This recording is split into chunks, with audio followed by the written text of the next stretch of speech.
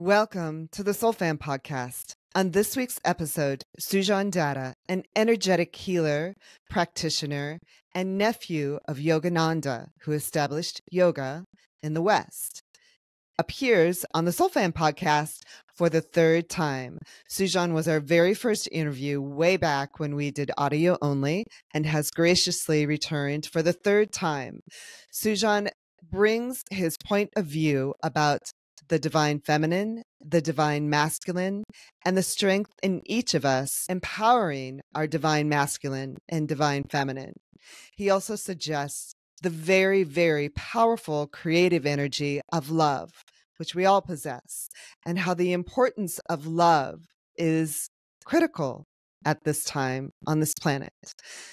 Sujan also suggests how important it is for you to see the beautiful aspects of yourself and to know what you believe is what you see.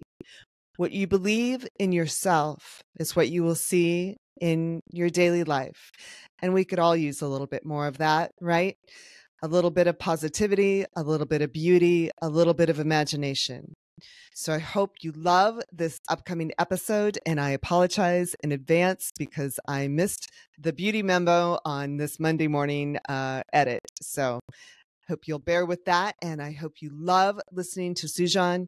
He's really on point, and I hope you enjoy watching the Soul Fam podcast. Thank you for every like and every subscribe, and remember to like and subscribe again or pass it on to somebody else. So here's the show. Take it away. I feel like we're in a great position. It feels crummy, but we're in a great position because like a person like Robert Edward, what's his name? Grant? Yeah, Robert. Like Big fan. brilliant human being in my opinion. Yes. And he's bringing information, like he's taking the old and bridging it to the new with the quantum, with the math, with everything. And I find that fascinating, being a science mind, and how spirituality and science, or maybe we should say it the other way, how science is merging with spirituality, and how it's now we're seeing these patterns and you know what the sages, the thinking minds of the past have been telling us all along, and now we're seeing physical proof in all this. And if it's not even proof, it's like it just makes sense. Like you can visualize something, a concept, way better than ever. And I think, we're just on the cusp of things right now, and, yeah, I mean, I know that's not how you're going to start, but whatever, however you want to do. I think this is great. I think we should start exactly like this. And Yeah. my question for you is, it feels like we're on the cusp of this. For some of us, it feels like we've been dragging along for 20 years now. But at this moment, does it feel exciting to you? Yes. See, for the last couple of years, I've kind of like, I don't want to be a hermit because I still work and I still putting things together and all that because you got to function somehow. And, but I've been doing a lot of inner work and studying all these, and rereading books that I read 20 years ago because it's all coming together. So it's getting me really, really excited, for my path. I tend to say I know nothing, but we know everything. I know nothing, but we together know everything. And so it's kind of bringing all that together and just lighting our own fire, and really understanding how we're here to serve.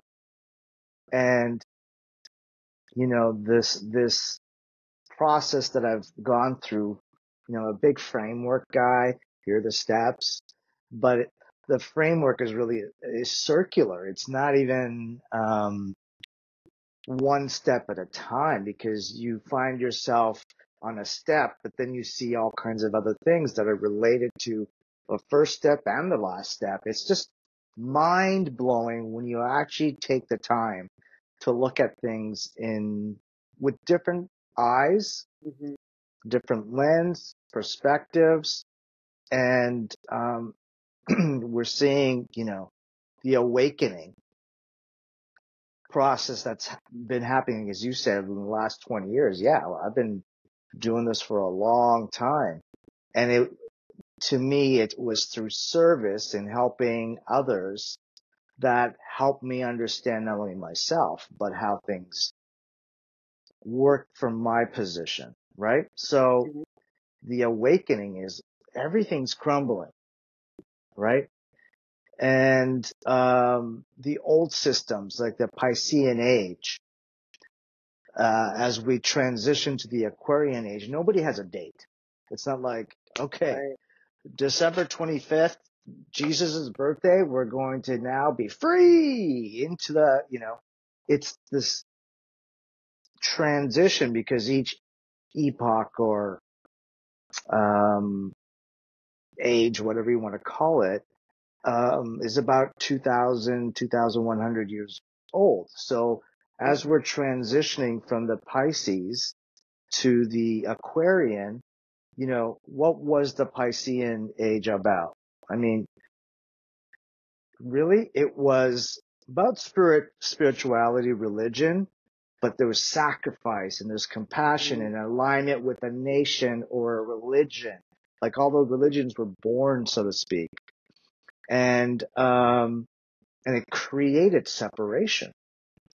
And everybody's sacrificing, we'll call it sacrifice, for our belief systems, which is causing, our wars are based on that, really. Mm-hmm. Is it Muslim territory or is this Jewish territory, Hindu, whatever, Christian, Catholic? How many Christian dogmas are there? You can have a whole list, right? Protestant, whatever. So I think that was an important space for us. And now that we're bleeding into the Aquarian age, we're finding it's more about, information. Come on, information galore, AI and more. But why is it so important? Why is social media important? If it was used correctly, we would share rather than say my way is the way. And, Right. how can we, um, bridge the gap, so to speak? Okay. So the Aquarian age is about humanitarian needs, Mm-hmm. social progress. It's about, equality, freedom. And we're voicing that right now, but we're not doing a great job. We're still trying to figure that out. And how do we collectively come together for everyone, for our own well-being and the well-being of our community and all the things that we have so many causes, right? That's still in the separation. How do we come together and share the information from our perspective without getting all, you know, angry, resentful, whatever? And I think it's really Aquarian age is about love. We've heard about this for 20, 30 years. Um, but now we're starting to sense it's near. So the people like you and I or whoever it is really looking to get to that place, which is sovereignty, which is I am sovereign to myself and I choose to share whatever my essence is with the next person, but it's going to be based on my needs and my purpose. I say, lately I've been saying this. I know what I am, which is that energy, that soul, that God consciousness, and I know who I am, right? And I want to learn more about how I can serve as I am.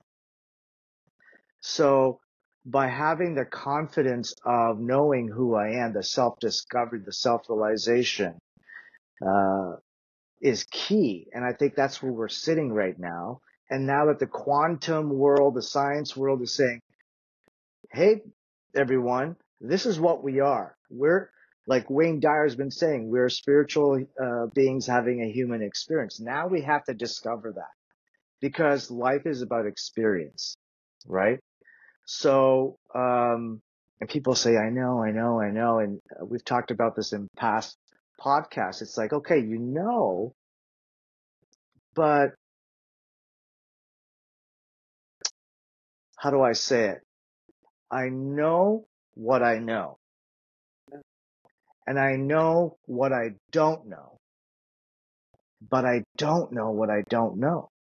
So it's this awakening is about a period of awareness. What don't I know about myself?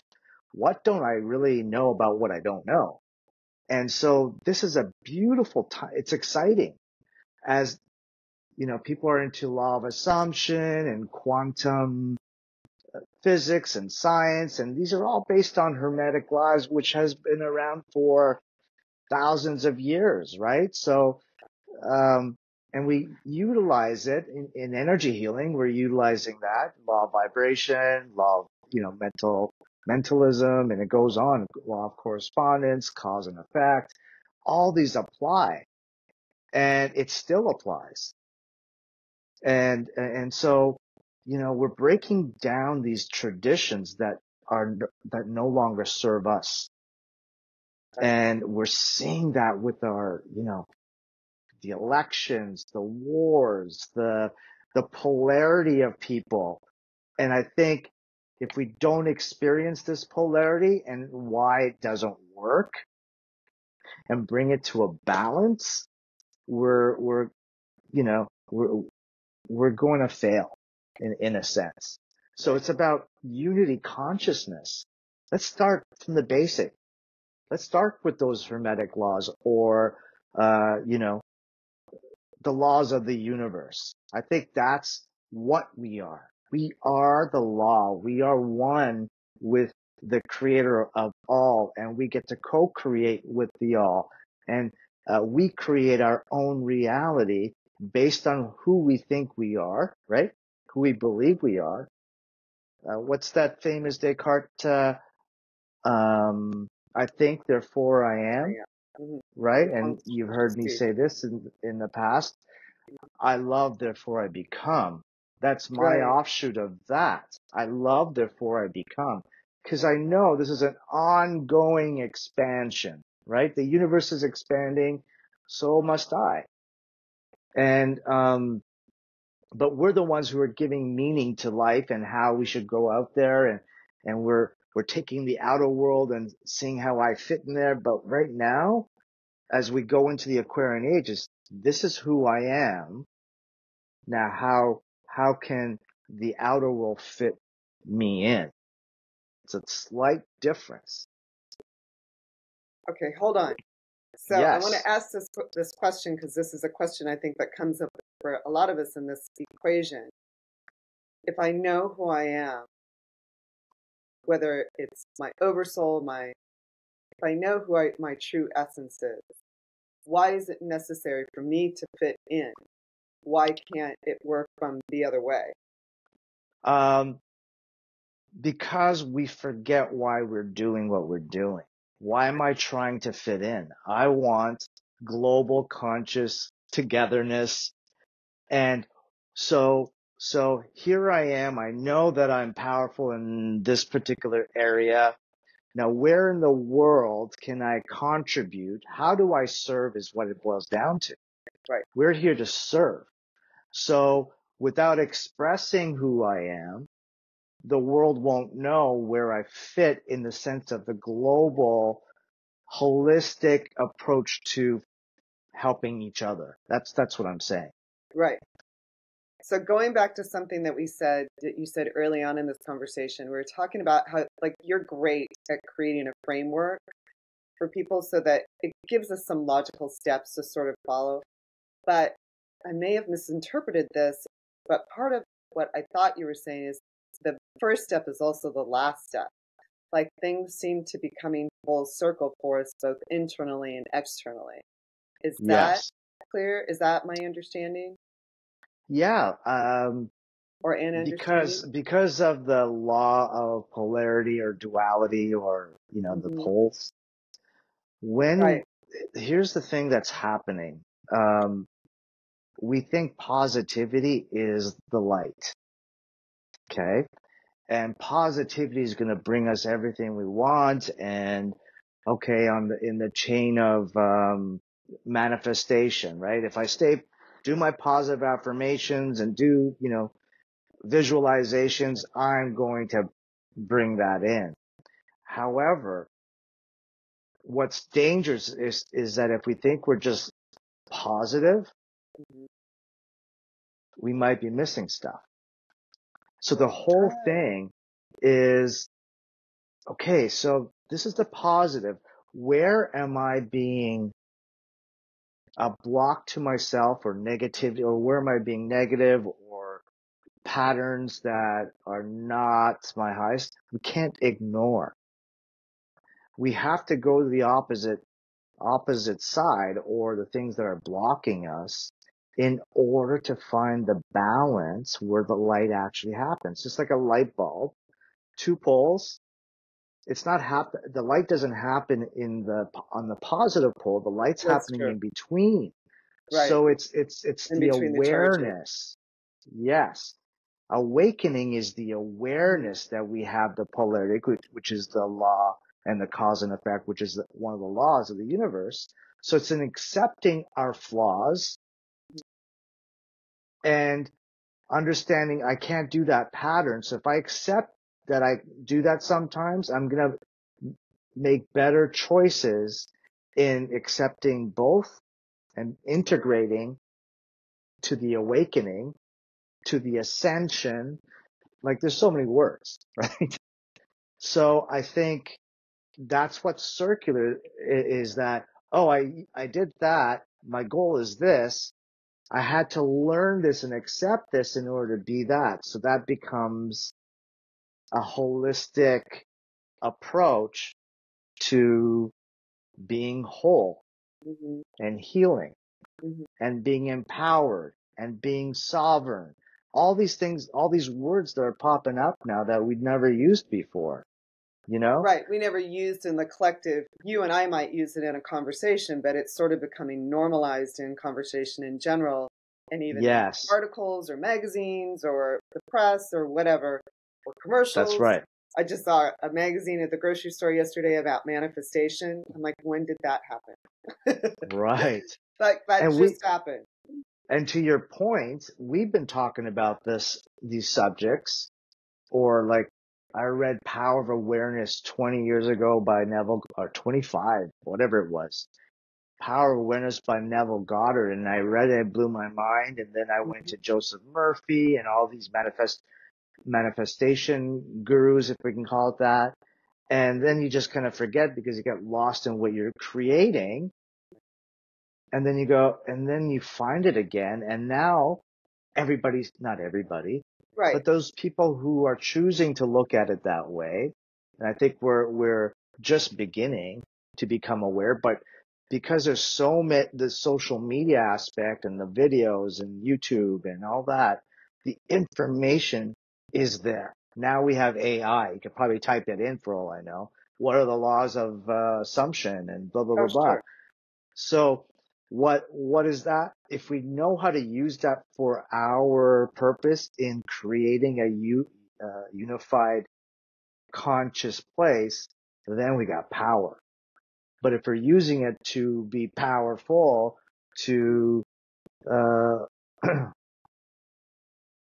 well, we'll probably talk about this later, but creating to gain more power, Right. it's not going to work. It's not going to work for our world, I think. Right. Because that is no longer a truth. Like, so the truth the untruths will no longer work. This sounds really simple, right? But the untruths will no longer work. They just won't. So the truths will Yes. work, the universal truths. the universal Yeah, untruths will no longer work, which is part that's of the right. dismantling. That's right. And we're seeing that dismantling. Mhm. The powerful, what we gave so much credit to, economically, the government, um, um, sorry, I'm going to just turn this phone off because I don't want to be disturbed. Sorry about that. Um, everything is starting to break down, right? And we've lost trust in those authorities. And what's happening now is we collectively start talking about it, and everybody's at different levels and different timelines or whatever. That's okay. But the fact that there's conversations happening around this is beautiful. And we are fact checking what is the fact. Until you know So true. who you are, and I'm big on values. Know your values. Vivid imagination is something that I use with my clients. And V stands for values. I stands for identity. Who am I? The other V is visions. What am I truly wanting to create as a co-creator?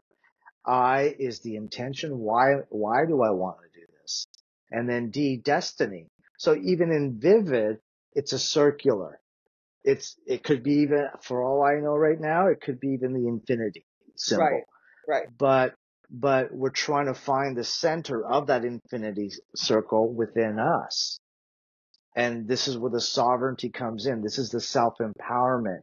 And this leads to all the sages, including Yogananda, with self-realization. It's what is self-realization? It's understanding the self, that we are the what, the divine essence. Who am I? I know what I am. So practically, it's direct experience of that. Yogananda brought Kriya Yoga, yoga, meditation, energization, exercises, etc., for us to steer away from our senses, our five senses, and go within. Right. I mean, how many And our more material books? selves. Right. How many books are we going to read about know thyself? Everything's an inside job. We've been hearing that a lot. And there are a lot of, my clients are going through, a lot of them are going through a dark night of the soul. And what does that mean? It's like nothing's working. The old stuff that I Right. used to do is not working. And I'm so challenged. I don't know what direction to go in. And having personally gone through 4 or 5, maybe even 6. Right. I know. Right. Right? This, Keep reinventing. yeah. And I went through it again in the last couple years. But I haven't been this excited in my life about what's to come for my experience. And in that experience is to share my experience and being,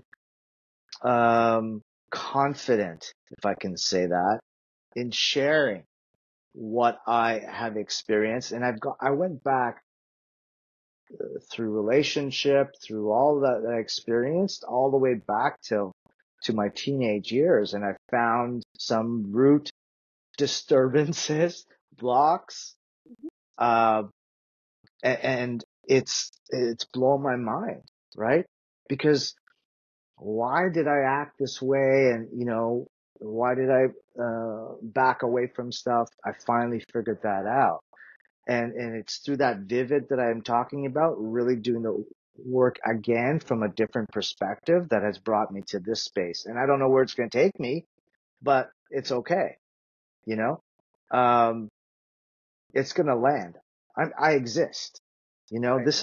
I have another framework or acronym, 4 E's. 4 E's, right? I exist. So 4 E's, it's a play on words for calmness, if you will. But why are we here? Why do we exist? Right? That's a question we keep asking ourselves. what gives me meaning? What gives me purpose? Why am I here? And what's God doing? And I'm a victim, or I'm the, whatever, messages that we play within ourselves. But I thought, okay, so we're here, the first D, or it doesn't even have to be, there's no, um, natural progression, but we're here to experience. We're here to express the second E, to express who we are, to experience what we are expressing, to expand our understanding, if you will, and our being. And then the fourth E is enlightenment, to really merge back, go home, do our thing, and then go home. And then the cycle of that happens, to experience, to express, to expand, to enlighten. And the state of enlightenment is different for everybody. Right. And we might even feel it every now and then, or we go to ayahuasca and we go, wow, I'm enlightened. And then you come back, I gotta now fit in again. What did I see? Why did I see? There's so many, downloads and visions, and a lot of people are going through that right now, as portal openings, and the cosmic energies are just like pushing us into the age of Aquarius, in my opinion. Mm-hmm. And so you hear people talking about, okay, well, new beginnings, and who am I going to be? And I'm going to go through a portal. I'm going to meet my maker. I don't know. Like, everybody has different opinions, but it's got to be about us going inside and really accessing, self-realizing who we are. So and when we originally sort of scheduled this interview, one of the things I wanted to sort of touch on was, especially for men, how is this affecting them? Because I just got to say, we girls have kind of been working on it for a while, because, I mean, we sort of had to. Some things just weren't working for us, so we were sort of forced to go inside in a way. Not that we're victims, but to understand our own power as females. I see this happening with men now, where so much of what they've established is crumbling, and they don't know they don't know how to navigate. I mean, we women aren't agreeing with them anymore. Things have changed relationship wise. The industries have changed. So they're like, how do I navigate this and still be my true self? And I think in their essences, that's who they want to be as men, but they're not sure how to proceed. well, I think yes, I agree. But I'm not saying women know what they're doing either. Oh, no, we have no clue, but we're trying. Okay. So because of the law of gender, Uh-huh. and this is through whether it be Jesus, whether it be Yogananda, whether it be yin yang of Taoism, and so forth, Buddhism,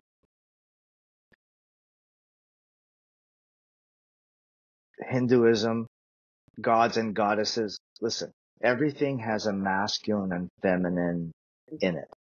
Right? So we just talked about polarity and two poles, positive, negative. I feel really positive because men have been, in this patriarchal system, have been leading the way. And we can't take that away for a minute. And even though the clues are that we need to balance, right? The patriarchal system has devised such things that the power went to the men, so to speak, and men were given instructions on a global level that you gotta be this, right? Mm-hmm. You gotta, like, there's this pressure. You gotta be a man, right? What does that mean? Right. Does it mean I have to be dominant? We're taught, because I'm a man, but I never really bought into it. I bought into it for the first half of my life, and then I realized that's not the way. But if we think about a man, it's about what? Power, dominance. I got to do it myself. There's this aggression, there's competition. This is how we're taught, right? Right. For men. As male energies, yes. As On the male masculine energy, but it's not really totally true. Mm-hmm. It's all for the sake of power, and we down, the feminine, and we think that's weak, the feminine qualities, right? There's the masculine qualities and then there's the feminine qualities. And so if we really think about it, so the right side of our brain, which is governed by the left brain, is all about logic. So what have been finding is women are using more logic and left brain and trying to be strong and be a leader and independent and assertive and being protective and being ambitious and disciplined, action, action, action, and creating stability within ourselves. And they're competitive too. That's masculine. Yeah. What is the feminine side? It's more, rather than being more rational and, competent, the feminine side, which is governed by the right brain, is more emotional, intuitive, wise, right? Nurturing, empathetic, compassionate. It's about collaboration and building the unit, right? If I'm wrong, you tell me. If I'm wrong about those. The feminine side is more patient and more open. Let's talk about emotionally intelligent. They discuss the ones that are feminine. I'm not talking gender.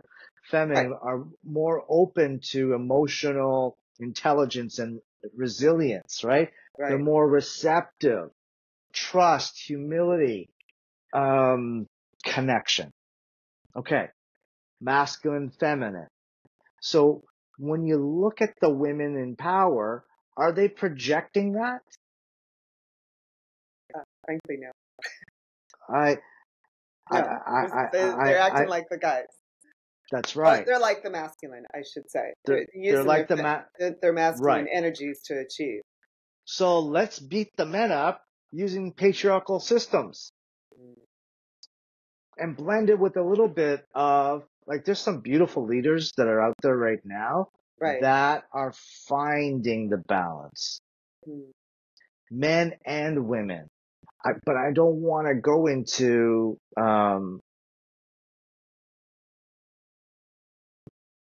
the role of a gender. Right. That's what we're trying to break down. It's not so much about gender, and we don't need to devalue being feminine, like having that being part of our balance. What's another toxic? I think we're talking about different forms of leadership. So there's this balance, as you were just saying, about the masculine and the feminine, and finding that, which works for all of us. Right. But yes, so it's leadership, but it's really about finding the balance within and being more Jesus-like, being more Yogananda-like, being more the role players that will help this world become a more global conscious place is by balancing and get rid of those toxic rules, the pressure to be a man. And when you don't feel like you're a man because you're not earning enough money and, the list of things, or you're not taking care of business and, and you're poor, whatever it may be, it's devaluing who we are. Women are emasculating men and men are emasculating men because I have to be this. I got to be that Renaissance man that looks like, I don't know, Brad Pitt, or I don't what does that man look like? That hunk, whatever. And not be motivated by greed And being able to express emotion, that's what we all need. Mm-hmm. The masculine has a hard time expressing emotion because we don't want to look weak, vulnerable. That's weakness. If you're vulnerable, you're weak. But now we're finding there's more men, and I've seen, Los Angeles has had men's group for years now, men's groups where Right. they are allowing and accepting that we all have emotional sensitivity. We all are allowed to be soft in moments. Finding that balance. We don't have to be aggressive and competitive and think we know everything or flashing our material things to show I've got power and I'm more of a man than you. And then abusing men, women around us that we think are weak and saying here and dominating them. So it's a hot spot for me because I think, part of my own experience is that I went so far to the feminine that I lost some of my masculine. Interesting. So this time around, it was how do I balance this where I'm not looking weak or no, not even about looking. I don't care what the outer world thinks. How do I feel? Right? What state am I? I am a loving human being and I'm mirroring Yogananda from that place in the balance of knowing what I want to create, asserting what I want to create, but with the idea of nurturing, with the idea of empathy and compassion and kindness and blending it together to get things that I believe will help others as my service. And being confident in that and taking actions based on that. So, it's really interesting. It's about resilience. It's about adaptability, and I feel like what we're learning right now is about emotional intelligence. We are starting to really go within and understand, why do I feel this way? What thought is generating that emotion? What belief is generating that emotion? Is it because my grandfather taught me this? My parents taught me this? Society taught me this? Why? If I really want to resolve this, I gotta own my sovereignty, my own self-power, and generate enough confidence to express who I am. And then that vibrational frequency of whatever I'm expressing will be met by other like frequencies, vibrations. So now we become interdependent because we're so dual in codependency versus independence. Almost severe independence. Right? Because we don't love ourselves. We hide. And then we think we have to do everything on our own in order to exist and experience what we want. And, as the guy who's going to be running Love More Nation. You are running Love More Nation. Yes. It's finding your truth, knowing what love is, because everybody is here to love and be loved, because that's how this universe, from what I perceive, is about. Right. And love is also creation. It's not just a romantic love. It's not a mom and child love or a father and child or a community love. Maybe it's more of a community love, actually. But love is that creative factor. Right. Because I think of love as a concentric circle. It's the power of love, the prana, the chi, the life force, that we use that which is given to us automatically because we are one with that being, entity, God, universe, intelligence.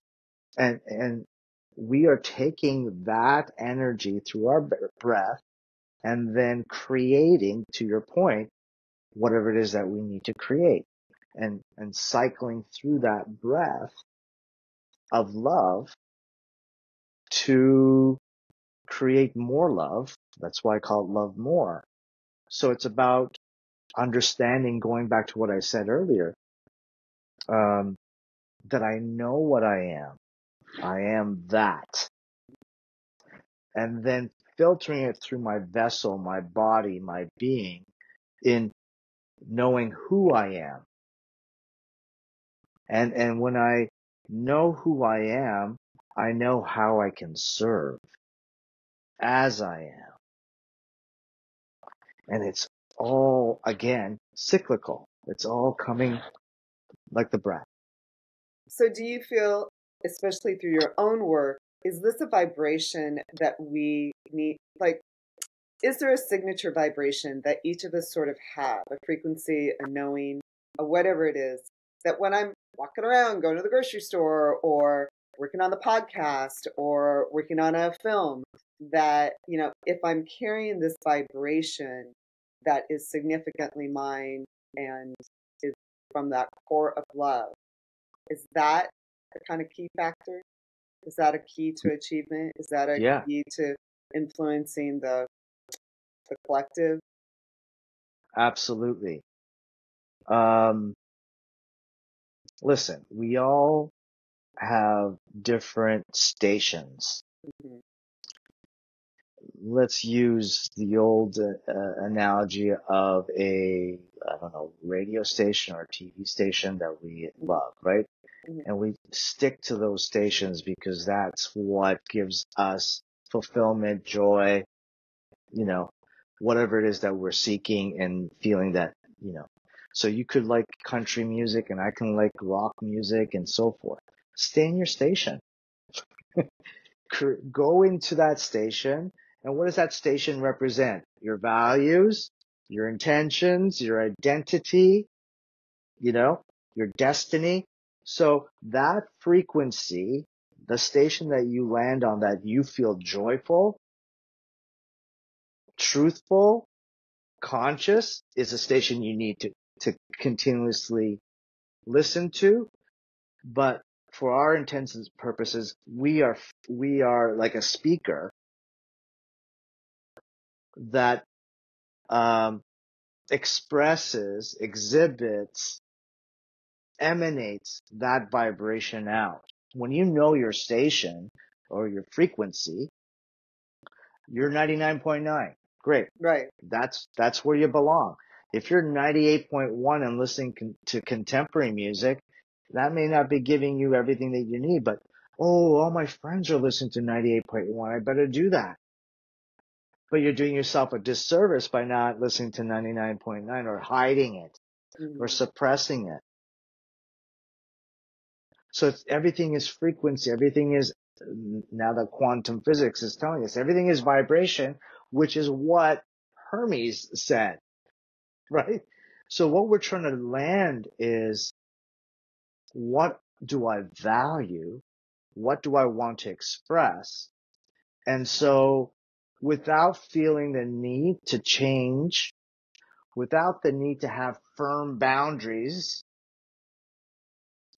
without the need to be angry and frustrated, Mm. but just to be 99.9, and this is who I am.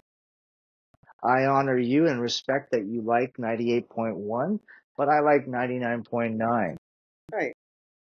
And so you're emanating that frequency is what I'm trying to say, Yeah, I which is, understand. knowing who I am with the infinite possibilities. Like everything is possible under the sun, if you will, in the heavens, in the astral realm, God consciousness, infinite intelligence, and the list goes on how people describe God, the creator of all. Every possibility that one can think of exists. And I think we're trying to learn that 8 billion people only know 8 billion perspectives. We don't have an end goal, And that's what the expansion's about, is that can we look at different perspectives and create even more possibilities? But we've been so brainwashed to think, you gotta follow these rules, these are the codes, these are the laws that are man-made, and they don't go back to, unless you go to some group that says, wait a minute, you are God consciousness, or you are one with God. I mean, there's so many different ways to look at this. That you have the ability to choose, because everything that we're doing, everything that we are looking at, experiencing, is based on how we think about it. We give meaning to everything.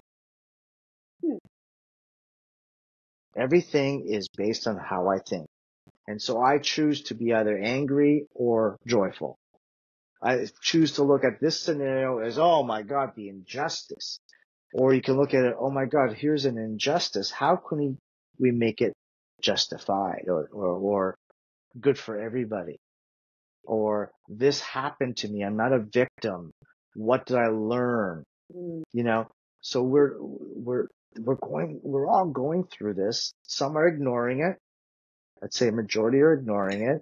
And then the rest are starting to see that there's more to this than just what society is, that I can have an effect. Oh, The intent, sure. right? And the intention is the why. Intention is the why. So why do I want what I want? Because the word because comes into play, right? Because. Well, I now believe, take that word because and be the cause, Yeah, I like that. right? I like Be that. the cause. What do you stand for? My intention is this. The why is because. Okay. So be the cause. The intention, which is again going back to the vivid, the circular, of knowing what you value, knowing what you think you love about yourself and your strengths, and then the visions that you keep having about what you think is peaceful, calm, creative, whatever you choose, and then the why. Why goes back to the values. The intention goes back to the vision.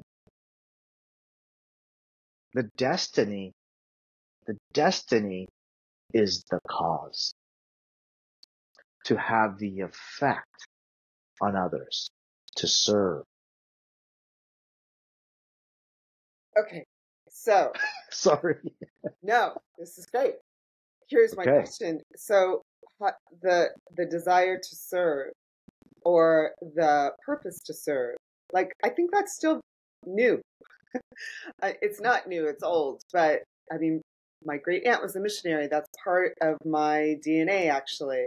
And I come from preachers and teachers, and farmers.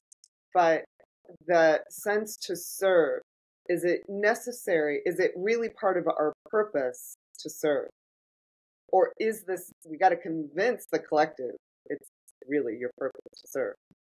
Well, great question. Don't you think we're always serving? I don't know. Frankly, I don't know. Like, we may not love how we're serving, but that's up to us, right? We are motivated. The intention, the why, is I need to make money. I need to survive. I need, the whole world is a wreck. The conversations are, oh my God, cauliflower is $8 when it used to be 2. I mean, you know, True. it, oh my God, how are we going to survive? And we got these leaders that I don't know if I can trust, or there's so much chaos out here. Mm-hmm. Right. And so there are, I become inspired. What is inspired? It inspires to be in spirit. When I see people drawing or creating art, I find that magical, right? It's like they see the vision inside their head and it somehow lands on the medium, whether it be a canvas or a wall. And that came through them. And not everybody's going to go look at this piece of art and get it, but someone will. So in being who this artist is, as being the creator of this art, is serving somebody, whether it be 10 people or 10 million people, it doesn't make a difference.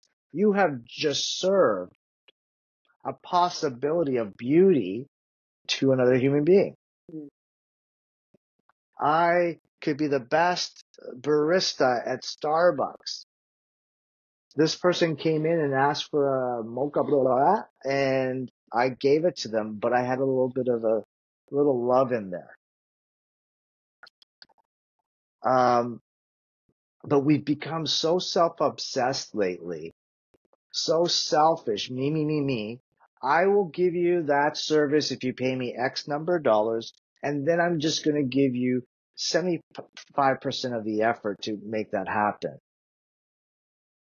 Because I don't really care about you, just want the money.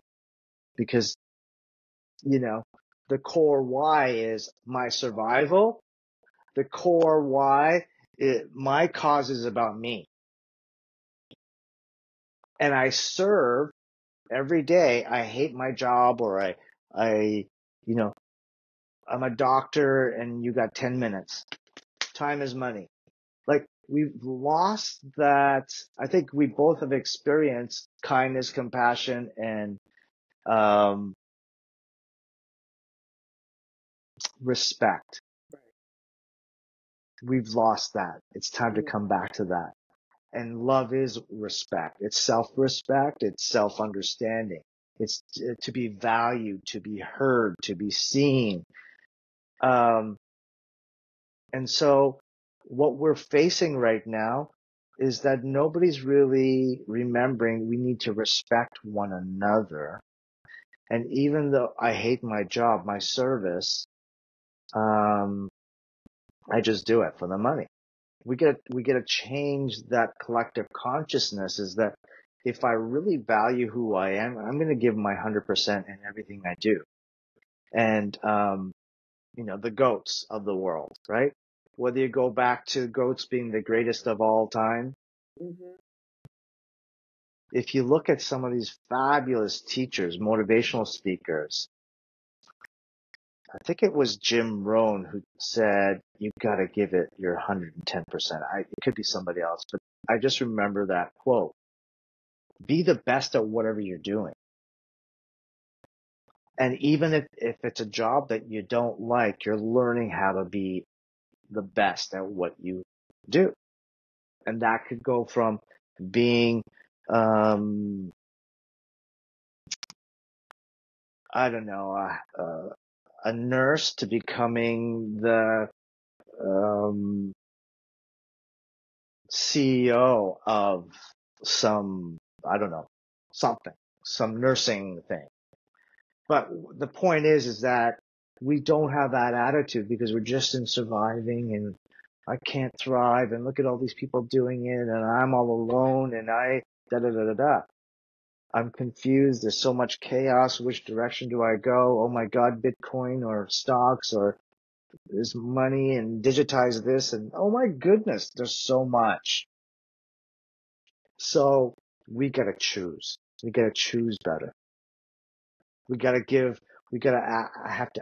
to ask ourselves, why am I giving this meaning to this? Because True. We don't have to give it meaning. You don't, but we're so reactive. We're always reactive to stuff. I'm finding, I moved to Toronto recently, and it's the same as LA. Why do you say that? In the sense of how people are. Oh, interesting. People are looking to be offended. Oh, interesting. They are reactionary rather than responding with consciousness, with care. with patience, with empathy, with compassion, with receptivity, with emotional intelligence or balance, which are all feminine qualities. And because we're feeling so insecure about ourselves and we want to get things done in action and independent, and I'm strong and I'm resilient and confident, but I'm going to protect because I'm the man, masculine, I got to protect my territory and feel stable. Well, that's how we're behaving, is masculine dominant. And the imbalances are still continuing right now because we want to survive. We want to, have those masculine qualities, but we're giving up on the feminine. Yet women are saying women empowerment. Right. Then be women empowerment by balancing the masculine and feminine. Men, stop your toxic masculinity. And this is not about you. Stop suppressing your emotions. Stop with the idea that you have to be aggressive in order to get what you want. Power, power, power, right? Stop thinking that you have all the answers, and even if you don't, you're faking it, and it's taking you in the wrong place. Like, I've seen so much. I've been truly blessed to be in Los Angeles, because to me, it's the hub of spirituality, right? Oh, interesting. And you find all kinds of people. You're in so many different possibilities, which was unlike Toronto when I was growing up here, where you had family oriented, work hard, the values were different. Mm-hmm. And the hub of LA was creativity. Mm-hmm. Creativity is a feminine aspect. It's intuition. But then you found the others. You had such a hodgepodge of personalities. I've worked with celebrities, I've worked with homeless people, and everything in between. Yep. And so, and met with so many teachers, and yeah, Yogananda was a force for sure. For sure. Because he brought the eternal wisdom. It's timeless, and he was a trailblazer pushing, and teaching you to find God. Self-realize is finding what you are, not who you are, what you are. And then having enough, calm and silence to listen to what your true soul purpose is and living that.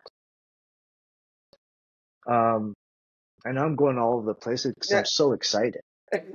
Well, what's interesting about this in particular, discussing Yogananda, your uncle, when he came here, and by the way, I know it sounds like a dream to be Yogananda, but looking at his history, he certainly did not have it easy in a lot of different ways, but we'll talk about that some other time. He really met with a lot of controversy.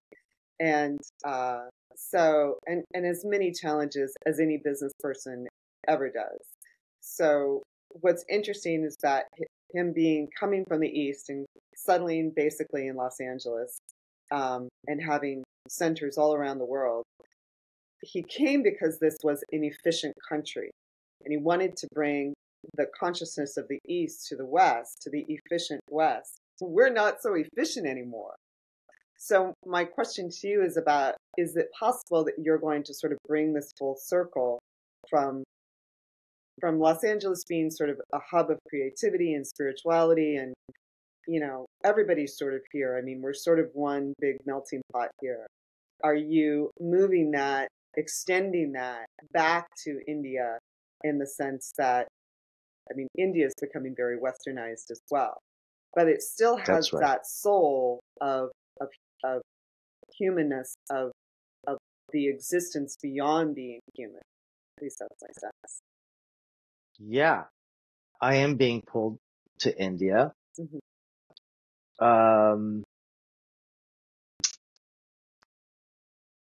for my own personal understanding and bringing in a vibration, Mhm. frequency of mm, spiritual significance and rooting with the temples, the ashrams, nature. I mean, nature has all the wisdom. It's seen so much. And when you walk into a forest or whatever your favorite place is with these gigantic trees, they talk to you if you really listen, right? So I feel like India has so much history. And yeah, I'm going to go. It's almost like being like Jesus going on the Yeah. 40 days, 40 nights. Right. And I feel that that's going to happen. I want to connect with more people there and influential people. And I feel like there's some messages that I need to experience, to observe. Mm. I mean, how do a billion plus people coexist together on this small piece of land, right? And you think about Canada having 40 million people, which is almost the same population of California. And we're having problems in Canada, with all this space. And like the world is so beautiful. It's such an incredible place. And that's where my mind is now, is that I am so grateful. Gratitude is such a beautiful thing that we don't do enough of. But when you think about it, we're at an incredible time where we're seeing the transition from the Piscean age to Aquarian. And it's gonna move into that, and people are gonna go, people live like that? No, we get to witness the transition. How powerful is that? Right? It has its challenges, don't get me wrong. But we're all energy. We're never created or destroyed. We're souls.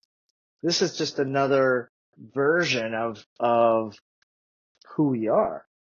So India feels it's kind of like LA, diverse. Right. And you see the absolute poor to the wealthiest. Right. Right. And so much history. And, I haven't been there in a while. My sister will be my guide because we're kind of similar in our approach to life, obviously, because there's a generation, but we together have learned so much about who we are and what we are. So I'm looking forward to that, and then possibly starting the new Love More Nation, which is what I've been talking about. My trademark is Love More, but I feel like I'm going to be calling it Love More Nation, where every person is their own nation. They're sovereign. They bring something, to the collective in their uniqueness and sharing it without competition, but more cooperation, and to really understand that we are all one. So I'm still working on it, but I feel like I'm going to go to India, create something, and then bring it. I want to be worldwide. I always have been. I mean, I have a client base that's worldwide, Right. but I want to serve in a different way now. And I've been so fearful over the past few years because I don't know if I'm ready and all this stuff that was going through me, and now I'm ready. And I'm so happy that I went through the dark night of the soul or the awakening, and really understanding how this was ticking. And now that I'm at the frequency that I need currently, and it might go higher, lower, it doesn't make a difference. I just want to land where I belong without judgment. we're so good at judging as humanity. Very much And the that's cancel culture. right. It's because there's a button in us that's reflecting the person that we're judging. Yeah, we're harsh too. Harsh It's and a immediate. reflection. Yes. Does that answer your question, by the way, about? Yeah, I think it's interesting because just having known you for a long time and then done a lot of research about Yogananda and understanding, what his initial motives were. I mean, he came here basically after World War II or in the midst of World War II, and things were. I'm sure people at that time. Well, he came in I think around World War One, wasn't World it? War Because One. 1920, Ah, 1920 is when he came to America. So, and then in 1935, he went back to India for a visit, and then he came back, and then another world started. right. But he came at a time where what spirituality? What Right. you know? And we were in such a Yeah. huge flux then. I mean, Yes. people then were like questioning their existence themselves, maybe not as publicly or deeply as maybe they were. I don't know. It might have just been more in churches, but it was such a tremendous time of change, and probably Absolutely. questioning if the world was going to survive, just like we are now. I'm sure we're going to Exactly. survive. So we always Exactly. do. That's a good parallel that you're saying. Yeah.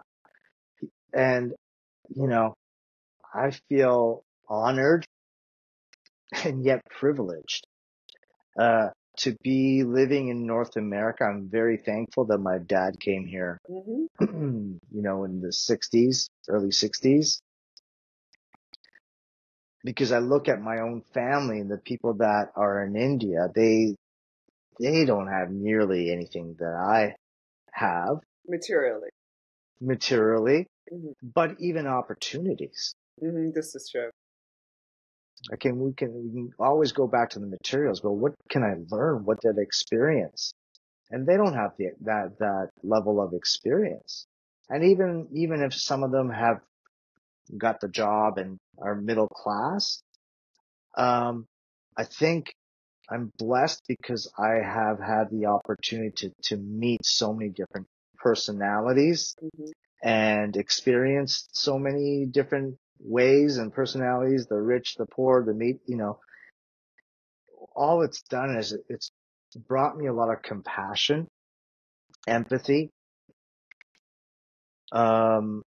understanding, um, and the things that I've read and experienced through three gurus, through, I want to share all this, and I'm working on it. I write a book and then I put it away because I feel like there's more to what I want to say. And now that Right. I've kind of found the foundation that unity consciousness where it's at, let's really find out what makes us tick personally. What is it that I stand up for? What is be the cause? Sticking with that frequency, but knowing that we need to be adaptable at the same time, right? I mean, men need to learn emotional resilience. You talk about it, like we gotta move away from these rigid ways of living, this binary dual living, and really embrace and accept all things. I mean, I think that's why we have so many categories to our sexual orientation. I don't even call it gender. Right.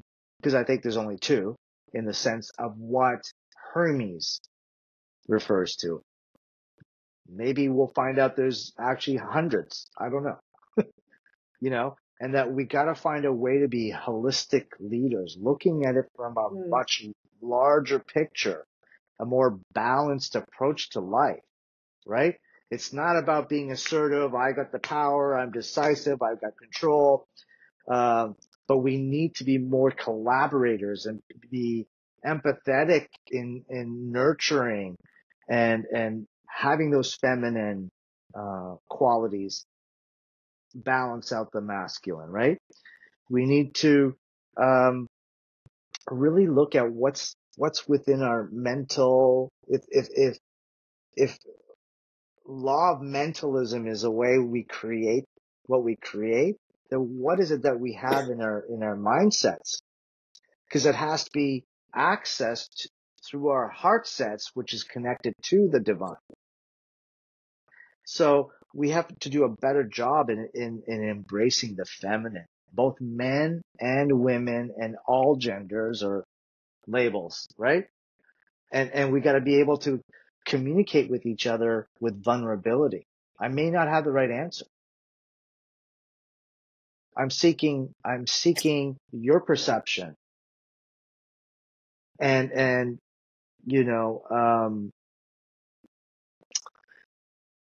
really acknowledging and respecting and seeking to listen and understand each other.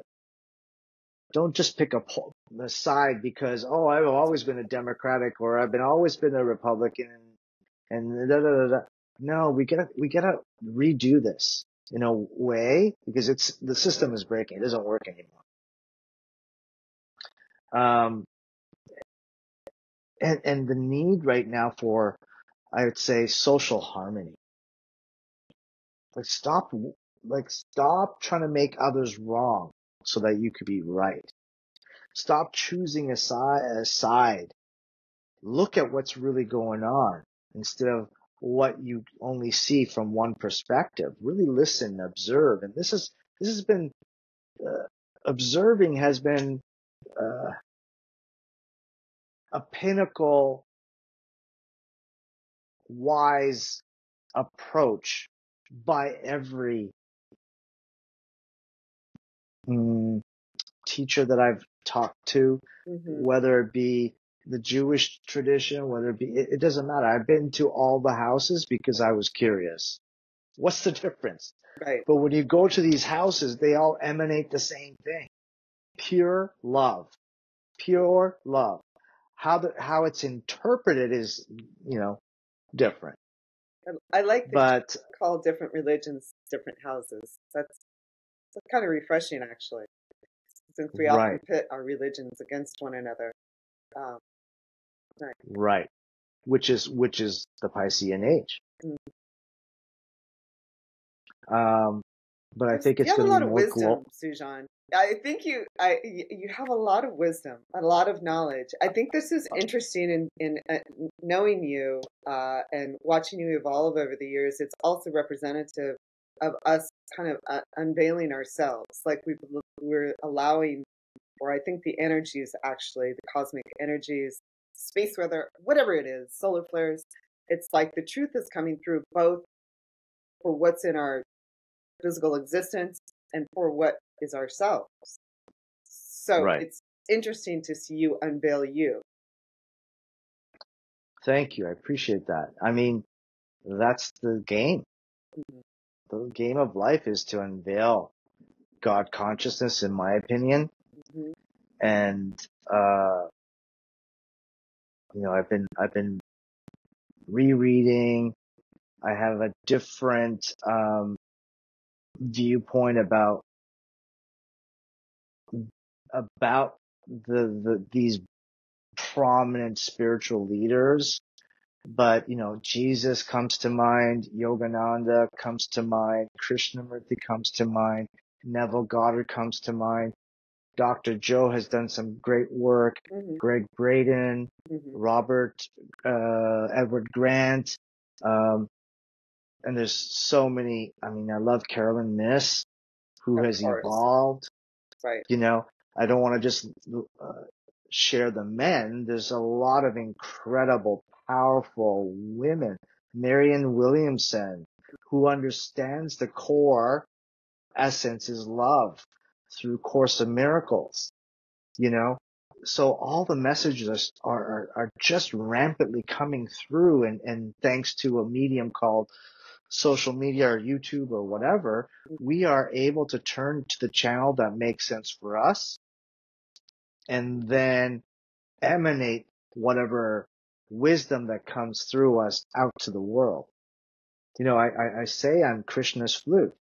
Krishna played the flute, and I'll call him the love God, but he was so entrenched to the feminine the woman, um, Radha, which is another goddess who was, really the creative aspect of planet Earth, if you will. And Krishna is just, he's so blissed out and he's playing because he's seeing Radha, the feminine.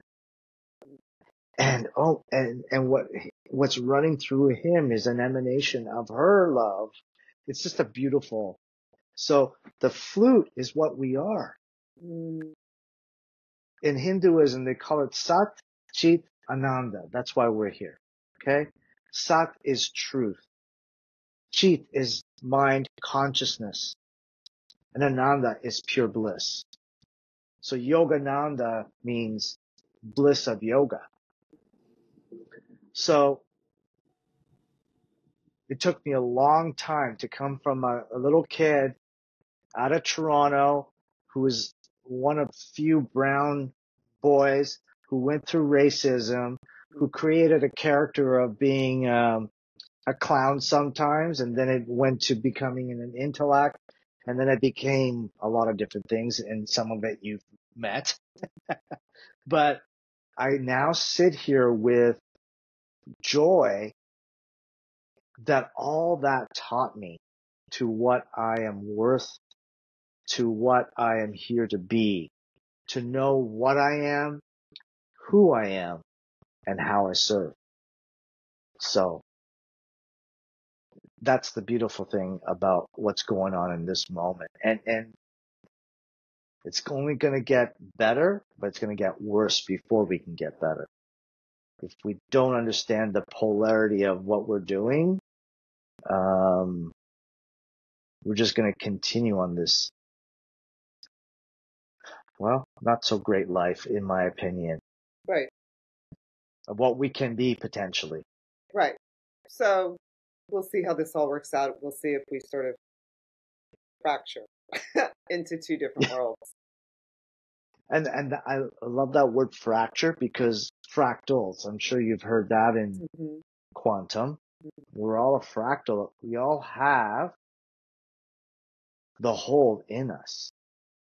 We're just a piece, a hologram of the whole.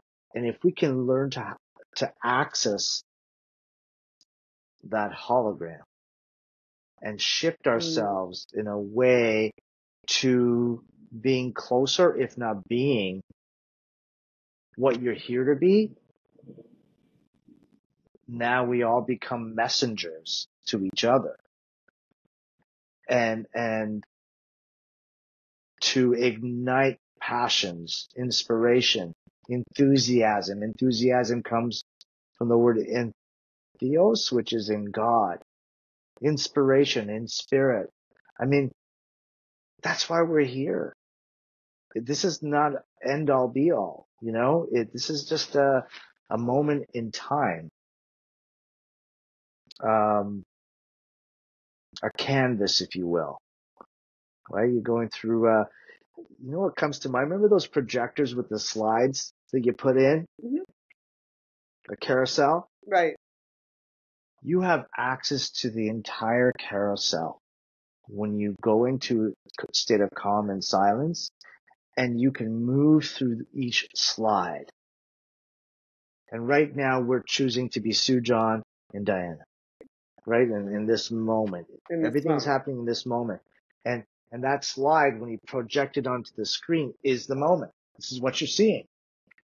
But you have the ability to go through every slide in your mind and access that and go, you know what? I don't like the way I'm doing it this way now. I'm going to change it to what I want to project onto the screen now. Oh, wow. Look how beautiful I am. And my husband, wife, or spouse is great. My kids, whatever it is that you want to do. Oh, I own Love More Nation, and everybody's like getting their fill of love and understanding. Like, we get to choose. We're not stuck in this. And it's not linear. And we can have another discussion about that. That's going to take hours just to talk right. about. Right, we can talk about time, which doesn't exist. But but I like this. I think that simplifies things in the sense that, we are the projector also. And, so we can it's creating, still think I'm still challenged by creating my own reality because the thoughts, they're just, the programming is, I mean, we call it programming, but what is it? It's sort of just stuff that keeps flying through the computer. So if I can change the projector, which I, as somebody who's a creative, understands, then that's really simple. I wouldn't say you're changing the projector. You're changing what is being projected through you. Is that what you meant? Yeah. So yeah, okay. I'm not changing the mechanism, but I'm changing the slide. I'm changing what I see on that slide. Right. And that's where all the masters talk about visualize, affirm, say mantras, quiet the mind, do breath work, go out into nature. I mean, everybody's saying the same thing at the end of the day. It's a lot easier than we think it is. Yeah. And because we grew up in a fashion or we're programmed a certain way, depending on wherever you are in the world, we were programmed in a certain way and we drank whatever we drank from our ancestors all the way down to our friends and social circles. And they actually created fears and doubts and resistances and it created our blocks where we're not flowing. So as an energy healer, I see concentrations of where things are stuck throughout someone's body, but in the chakras, which is spinning the life force, if you will, and we get clues as to what our blocks are based on where these blockages are in our energetic system, right? So I'm not the healer, you are, because you're the one who's giving meaning to everything. I'm just asking you the questions. I'm facilitating your healing because when I do work on somebody, I already assume you're whole.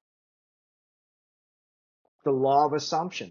I see you whole and joyful and blissful and loving and caring and everything you can think of as God consciousness.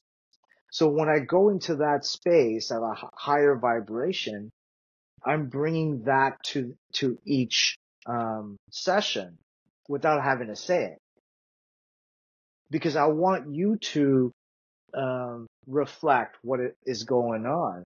And all I'm doing is asking you questions, not directing you. I don't have any power over you. I'm not your authority figure. And the word authority has the word author, right? So you have to author whatever it is that you want. You have to be your own authority, which is called empowerment, which is called sovereignty, right? Which is alignment to the divine that created you so that you can serve on its behalf, his behalf, her behalf of the mission that you think you are on. So it's not that complicated. It's simple. We just have made it complicated because we're answering to Simon. Remember Simon Says?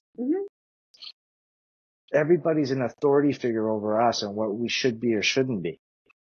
Whether it's a president, whether it's a celebrity like Kardashian, whatever it may be, whatever station you're on, but maybe you have to really look to see if the station you're on is really you,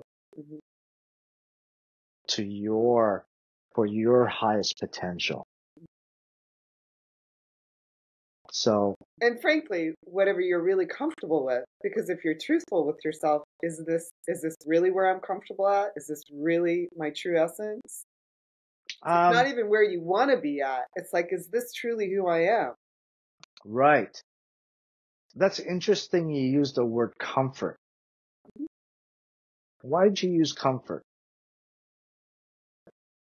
I don't think, because I think comfort can also reflect our what is our essence. I think being in discomfort Okay. isn't necessarily a bad thing. I think being overly comfortable can be a bad thing because it can be apathy or it can be a reluctance to shift. But I think if you feel what's really comfortable for you, I mean, what is your system willing to tolerate? What is your expansion? Um, how big are you? Can you tolerate being $100 million millionaire? Can you tolerate being a homeless person? So what are you comfortable with in your truth? In your Mm-hmm. truth? Mm-hmm. What is the truth for you? Yeah. I'm thinking, okay, so You can I'm argue with taking it, me. I know, I'm just going to suggest that it's not about being comfortable as it is, um, knowing you're safe all the time to be Oh, who you are, and that the chaos is what this world is, and whatever we give attention to becomes. That's where the energy goes, right? Wherever your attention, wherever your focus is. And in creation, there's also destruction of the old, right? So there's going to be some discomfort, and to be able to walk outside of our comfort zones to create the new sometimes by breaking down those beliefs and systems that no longer work, shedding the old skin, if you will. mhm. That might, I don't even know what a snake feels when it's shedding its old skin, but there might be some discomfort. So what if we said that we're willing to um, create the truth of who we are Mhm. in a space of safety, Right. of grace, of trust, of faith, and believing that we are what we say we are, trusting ourselves and the higher powers, but learning that because I am part of that, therefore it can happen. And then, because believing is seeing, but we've been trained, seeing is believing. Seeing is believing. Show me the proof, right? But all these teachers are saying, believing is seeing is what you want to do. You got to imagine that you can do this. You visualize that you can do this, or create what you want. And I think we have lost touch with that too, Mm. because every day we're creating. I mean, every day. You created today's podcast, Well, we both are. right? Yeah. But I this like that. collab, It's a collaboration. yeah. I'm not here going, this is my show, baby. I know all the stuff. No, we're collaborating and sharing and being vulnerable, and in the idea that this particular podcast is going to be shared with whoever wants to watch it Mhm. into the world, Mhm. and trusting that somebody's going to get one nugget out of this whole thing that's going to alter their experience of life. Mhm. I like that believing is seeing. I Yeah. like the twist on that, especially when we were in this big push to manifest and affirm and all that. It's very simple, believing and seeing, rather than seeing is believing. Yeah, there's a hawk right outside my window Ah, right this minute as we're talking about this. wow, Unbelievable. That's so cool. that's so cool. Um, That's, and I'm on the 10th floor and I got this beautiful, gorgeous view, wow, but, high flyer. the hawk kind of circled right in front of me as we're talking Wow. just now. Believing is seeing. Believing is that I am worthy. Hmm. Believing is that I am love. I have always been loved. That's believing. Believing that I am intelligent. believing that I can change, believing that I am strength, believing that I am compassion and I am a collaborator. I am oneness. I am part of something grander than I can ever even imagine. I know that I have powers to shift things around me. I am.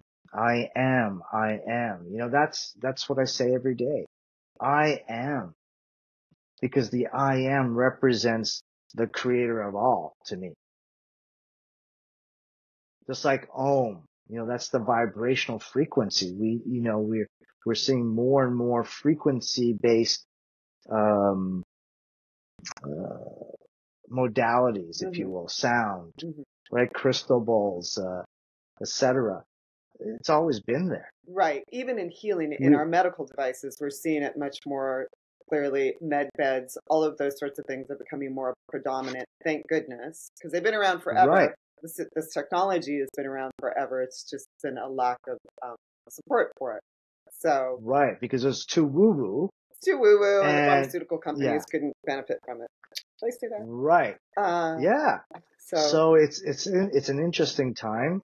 I think we're going to get through this, but we're going to be met with a lot of negative conspiracy theorists, whatever. And once we experience what war can do in this lifetime, in this moment, like you said, it's a full circle of what Yogananda faced. I think we're seeing war right now and the atrocities of to the human life. I think through all this, we're going to see the truth of where the power is and where the money could be and all this stuff. I don't want to say anything that, you know, shuts us down here, but it's time for us to wake up, the right. awakening, the surrender to that. And, I'm really, really happy to be here right now with amongst so many beautiful teachers. And you don't have to be, everybody's a teacher and everybody's a student, by the way. And there's such an influx of holistic teachers too. No matter where they are in their level or of experience, the idea is that they're being of service. So, Amen. amen. Okay. So do you want to announce anything? Remind the listeners, viewers, how can they get in touch with you? Are you available for one-on-ones? What's evolving with you? All those sorts of things. How do we connect with Um, you? Any yeah, events upcoming?